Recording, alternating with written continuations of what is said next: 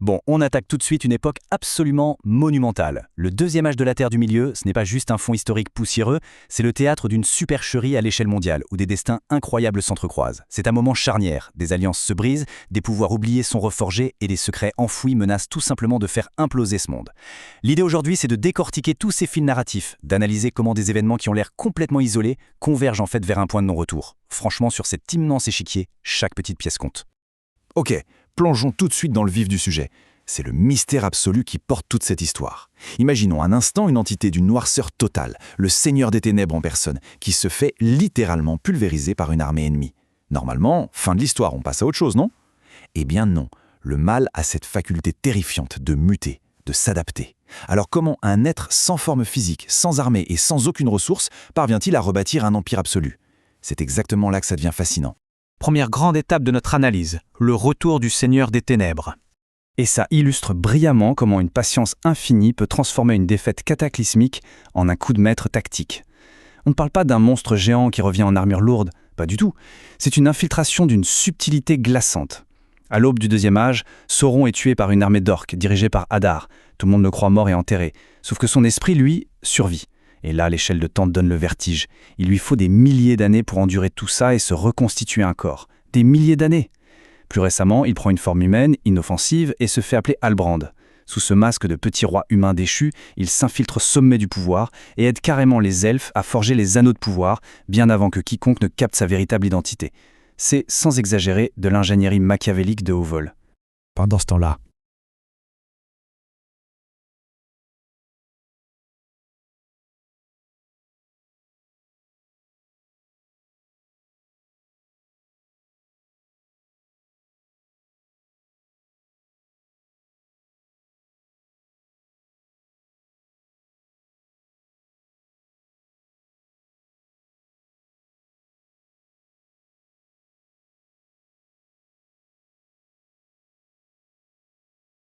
temps-là, le dilemme elfique.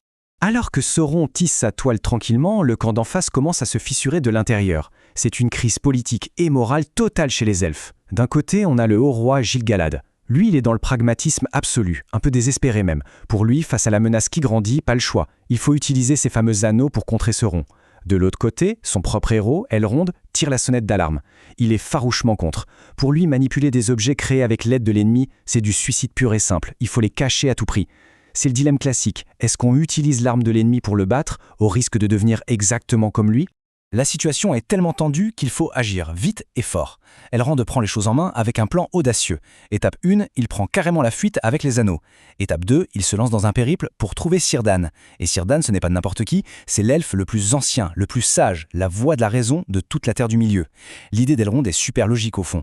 Confier l'objet le plus dangereux à l'être le plus incorruptible.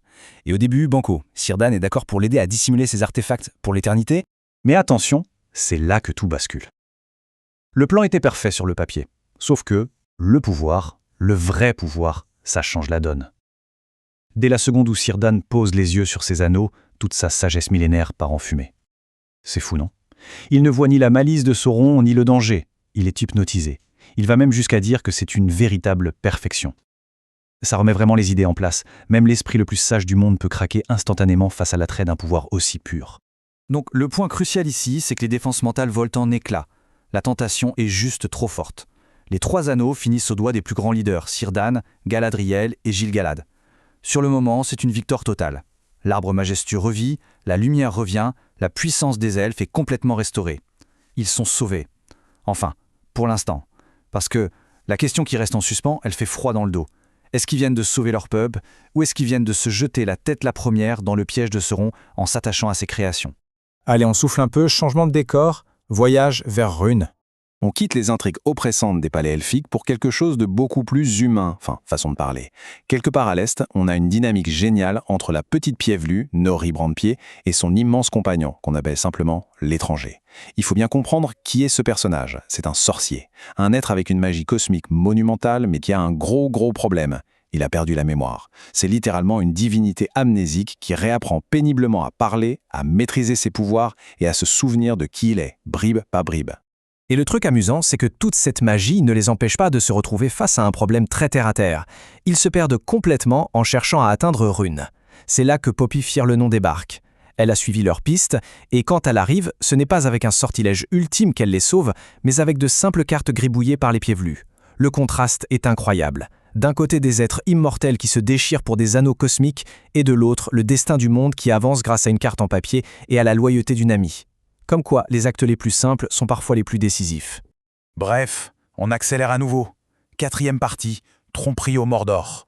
Fini la poésie, retour dans la noirceur absolue. Pendant que nos amis marchent vers l'est avec leurs cartes, au sud, dans la cendre du Mordor, une manipulation titanesque se met en branle. Halbrand, toujours avec sa tête d'humain cabossé, se fait capturer. Il est enchaîné et jeté directement aux pieds du chef des orques. Et ce chef, rappelons-le, c'est Adar, le type même qui, au tout début de cet âge, a orchestré l'assassinat de Sauron. Les voilà donc de nouveau en face à face, la tension est maximale. Et là, agenouillé, dans la position du prisonnier vulnérable, Halbrand regarde son bourreau dans les yeux et lâche une bombe atomique, calmement. Sauron est de retour. 3 mots, juste 3 mots pour déclencher la paranoïa, réveiller les pires cauchemars d'Adar et foutre un chaos instantané dans son esprit. Maintenant, ce qui est vraiment intéressant ici, c'est l'ironie dramatique absolument folle de cette scène. Adar regarde ce type, persuadé d'avoir attrapé un informateur humain un peu pathétique. Sauf qu'en fait, Halbrand est Sauron. Le plus grand des manipulateurs est en train de fixer le gars qui l'a trahi des siècles plus tôt, et plutôt que de le vaporiser sur place avec de la magie, il s'amuse à lui retourner le cerveau pour le forcer à faire le sale boulot à sa place. C'est de l'art à ce niveau-là. Regardons comment le piège se referme. C'est de la mécanique de précision. Halbrand glisse l'idée, l'air de rien, qu'il pourrait servir de guide ou d'appât, et se rendre en Érégion, le fameux royaume elfique. Adar, complètement aveuglé par sa peur et sa haine viscérale de Sauron, fonce tête baissée dans le panneau. Il se dit « Super, je vais aller l'écraser là-bas ». Il lève toute son armée d'orques pour marcher sur les régions. Mission accomplie pour Halbrand. Sans lever le petit doigt, depuis sa cellule, le vrai seigneur des ténèbres vient d'expédier une armée massive, droit sur les elfes, pile à l'endroit où les anneaux viennent d'être fabriqués. Ce qui nous amène à la question finale de cette analyse. Et quelle question ? Toutes les pièces du puzzle sont en place. La machine est lancée à pleine vitesse. On a des elfes grisés par le pouvoir tout neuf de leurs anneaux. On a une horde d'orques enragés qui débarque. Et au milieu de tout ça, le maître marionnettiste qui tire les ficelles avec un sourire en coin. Alors que va-t-il se passer quand tous ces éléments vont entrer en collision frontale en Érégion ? L'impact promet d'être cataclysmique. C'est fascinant et effrayant de voir à quel point la soif de pouvoir, qu'on croit bien faire ou qu'on assume ses ténèbres, finit presque toujours par nous précipiter dans le vide. On a hâte de voir comment tout ça va exploser.